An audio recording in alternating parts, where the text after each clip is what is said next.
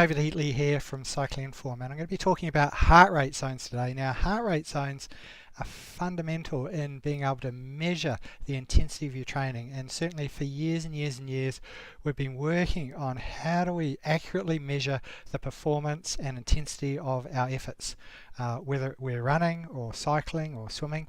Now, heart rate zones was certainly a solution to that back in the 1990s, became very popular and still widely used today. So heart rate zones are fantastic. What I'm going to do is I'm going to jump into the article and talk a little bit about it. So give us a moment. Alright, so heart rate zones. So the first thing is that there are thousands of heart rate zone systems out there. Well, probably not thousands, but certainly quite a few different types of heart rate zone systems.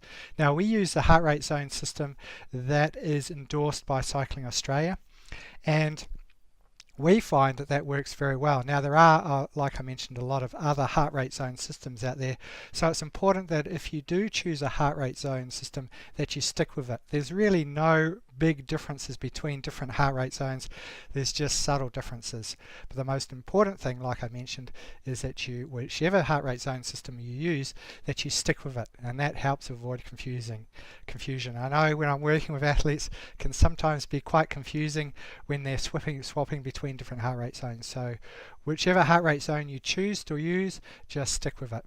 Now, the second thing is that what I wanted to talk about is really the zones. Now, there's three main zones that I work on, and the recovery and E1 zones are generally combined together, and most of our recovery or aerobic based training is done in these two zones here.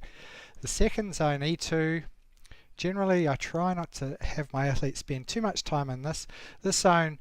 It's a kind of like a training hard but not really getting anywhere zone. Now, that's not to say that the E2 zone is not important.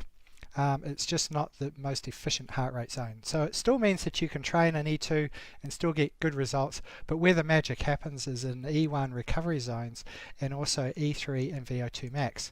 Now, E3 zone is kind of sometimes referred to as a tempo zone. It's where you're breathing hard but not breathless, and where you're doing not threshold efforts, but you're doing hard efforts, but you're not really hard. They're not really hard. You're in control of the sessions that you're doing. A lot of magic happens in E3, and it's one of my favorite heart rate zones for training in, and certainly when I'm working with my athletes, it's one of the zones I really like working with.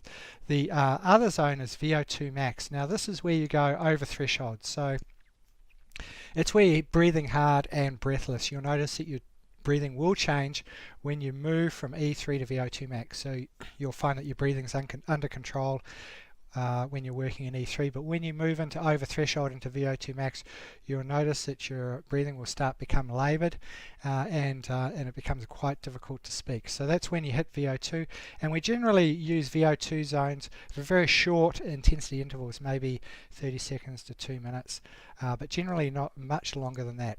So I've added some descriptions for each of these zones in the article, so take a look at them, have a bit of a read of it, and if you want to take it offline, just click here to download the article and we'll send you a copy. So look, thanks very much for watching.